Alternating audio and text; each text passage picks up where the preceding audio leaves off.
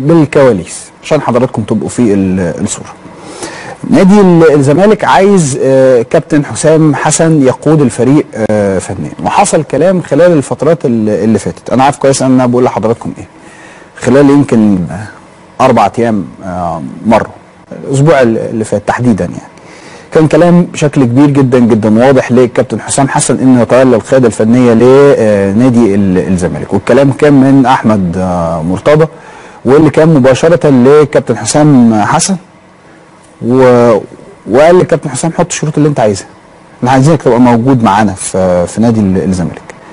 قال له مش هيبقى في تدخل لا في الامور الفنيه ولا في اي حاجه، كل اللي انت عايزه هتبقى موجود، اللعيبه اللي انت عايزها هنجيبها لك، واللعيبه اللي انت مش عايزها هنمشيها لك، كل اللي انت عايزه في نادي الزمالك هنعمله لك. ده الكلام ده امتى؟ ده الكلام ده قبل ما يعلن نادي الزمالك عن اسم الكابتن طارق يحيى انه يعاون اناسيو في الجهاز الفني.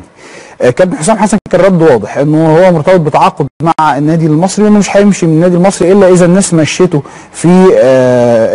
مشيته من النادي المصري. وقال لهم حتى كمان النادي الزمالك كان بيتكلم معاه في عرض ماديا مغري، يعني فقال لهم انا بالنسبه لي موضوع الفلوس ده مش حاجه، لانه كان جاله عرض منتخب ليبيا برقم فلكي. قال له مش بالنسبه لي موضوع الفلوس ده اهم حاجه، انما هو بالنسبه له انه مرتبط باتفاق ومرتبط بتعاقد كبير جدا ما بينه وبين جماهير النادي المصري. ده الكلام اللي انا اقدر اكده لحضراتكم فيما يتعلق بفكره رفض الكابتن حسام حسن تولي المهمه الفنيه لنادي الزمالك، بناء على اتصال حصل ما بينهم ما بين المشرف العام على كره قدم عضو مجلس الاداره احمد مرتضى منصور. ده ما يتعلق بالجزئيه دي. طيب خدوا بالكم كمان انه في لعيبه كتير اسمها ارتبط ما بين الزمالك وما بين المصري وما بين امبي، وهي دايره غريبه شويه الحقيقه، بس خليني وحضراتكم متابعين وعارفين. امبي واحده واحده عشان انا هقول الكلام المنطق، انا بقول الكلام الطبيعي. امبي عنده 2 لاعب اسمه محمد الشامي وواحد اسمه عبد الله جمعه، راح اعارهم للنادي المصري البورسعيدي. راحوا عاملين ايه بقى في النادي المصري؟ كسروا الدنيا مع النادي المصري، عملوا احسن موسم في الدنيا. عقودهم مستمره مع مين؟ مع امبي، اعاره هيرجع تاني لامبي. روح نادي الزمالك واخد ال2 لعيبه وتحديدا وعلى لسانهم الحقيقه كمان، ده تصريحات معلنه يعني، وممضيهم، ممضي محمد الشامي وممضي عبد الله جمعه. بس اللي انا متاكد منه، ده تصريحاتنا زي اللي انا متاكد منه، انه مضى محمد الشامي تحديدا. فاللعيب مرتبط بتعاقد مع امبي، فولا اكن في تعاقد ولا اكن في اي حاجه. متعاقد مع امبي، احنا نخلصك الاول، نمضي معاك الاول، نمضيك الاول، وبعدين احنا نبقى نشوف امبي. طب امبي متمسك باللعيب ولا لا؟ امبي عايزه ولا لا؟ مش هي دي القصه يعني، مش هو ده اللي بيشغل بال الناس. طب يا جماعه ده تعاقد،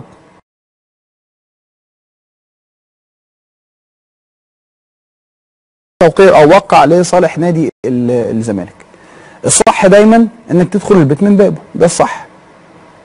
الصح دايما انك تروح لنادي امبي، احنا عايزين فلان الفلاني بقى، خلصوه خلاص، خلصت القصه يعني.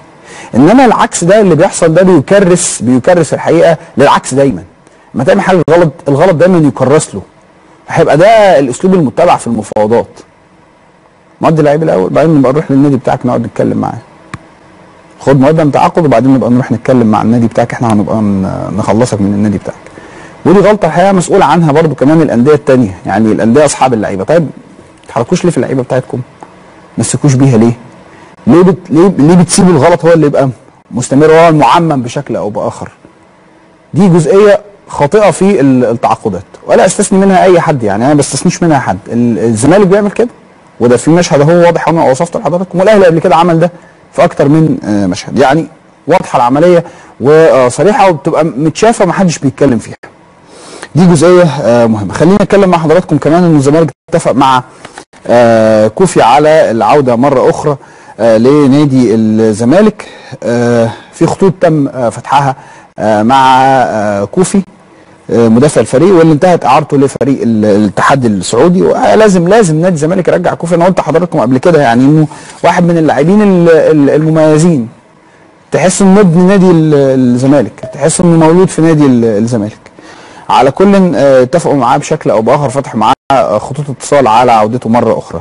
مقصه بيتفق مع الزمالك كمان على ضم اسلام جمال واستعاره ريكو. مسؤولي مصر مقصه اتفقوا مع نادي الزمالك على ان هم ياخدوا مدافع الفريق اسلام جمال بصوره نهائيه لمده موسمين، ويحصل استعاره لصلاح ريكو لاعب وسط الفريق، واللي برضو جه من الشرطه بعد كلام كتير جدا جدا جدا، ولكنه برضو لم يظهر بقميص نادي الزمالك خلال الموسم بالكامل. هيبقى في جلسه ما بين ايناسيو وما بين الكابتن طارق يحيى بعد البطوله العربيه لتحديد المراكز اللي محتاجه عشان يدعم بيها الفريق، والمفترض انه يحصل دايما اتفاق ما بين الاثنين، بين الكابتن طارق يحيى وما بين ايناسيو. وان كان اللي شايف يعني وواضح للجميع انه وجود الكابتن طارق يحيى هو علشان بيبقى صلاحيات فنيه اكتر. سيبكوا بس من الكلام الهجايس اللي بيتقال والناس بتطبل له في كل مكان، لا، ما هو متشافه ومعروفه يعني ان الكابتن طارق يحيى يبقى مدرب عام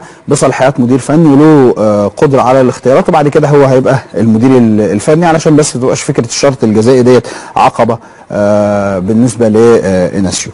في محاضره فنيه لايناسيو في الفندق قبل المران الاخير استعدادا لمواجهه الفتح المغربي، وكان الراجل المدير الفني للفريق اتكلم مع اللعيبه وحمسهم وجهزهم المفروض بشكل كبير جدا نفسيا وفنيا.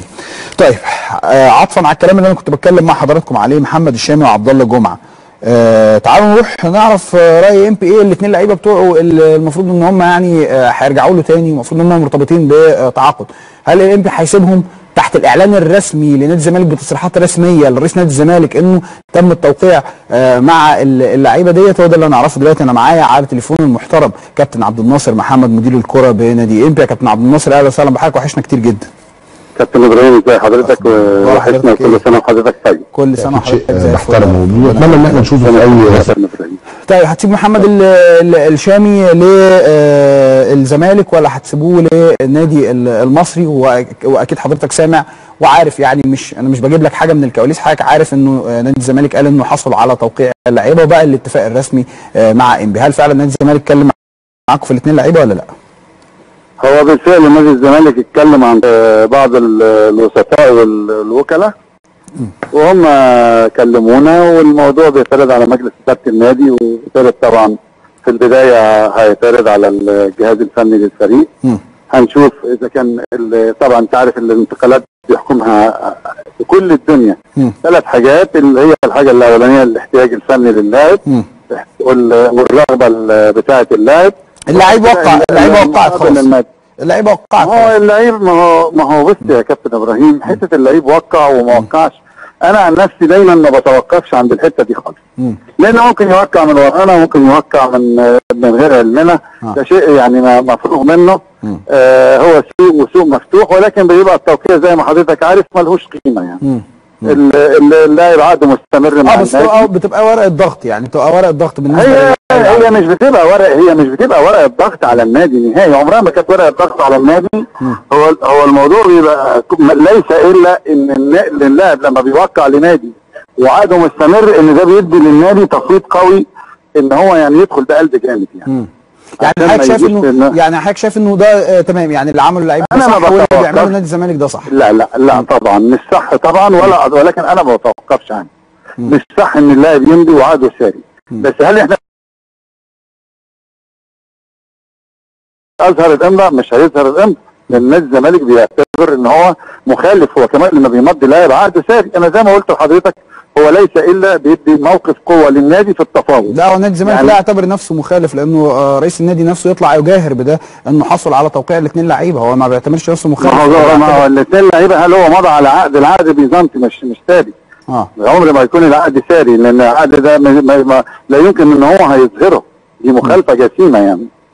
واللاعب نفسه يعاقب. انتوا طالبين كده؟ كان ممكن يبقى ايه رغبه في الحاله دي، ممكن يقول رغبه ان انا اروح. احنا ما طلبناش حاجه، احنا ما حددناش كده ان هناك احتياج فني للاعب في الوقت الحالي. لسه ما مجلس الاداره ما قررش اذا كان النادي اللاعب هيتساب او مش هيتساب. لسه ما تعرضش حاجه اصلا من اساسه يعني. لسه ما تعرضش حاجه. طيب الكابتن طارق العشري اللي احنا سامعينه ان هو مش عايز يسيب الاثنين، لا الشامي ولا عبد الله جمعه، الكلام ده صح ولا لا؟ احنا السنه اللي فاتت كان ترتيبنا في الدوري مش كويس. احنا محتاجين ان احنا نستعيد بريق الفريق من جديد. احنا بنجمع لعيبه في الوقت الحالي. احنا عايزين نعمل فرقتنا ترجع تاني زي ما كانت لتابع عهدها. فبالتاكيد احنا هنبقى محتاجين اللعيبه الفتره اللي جايه، ولكن الراي الاول والاخير لمجلس الاداره، جايز يدفع فيهم رقم كبير. في الحاله دي النادي ممكن يوافق.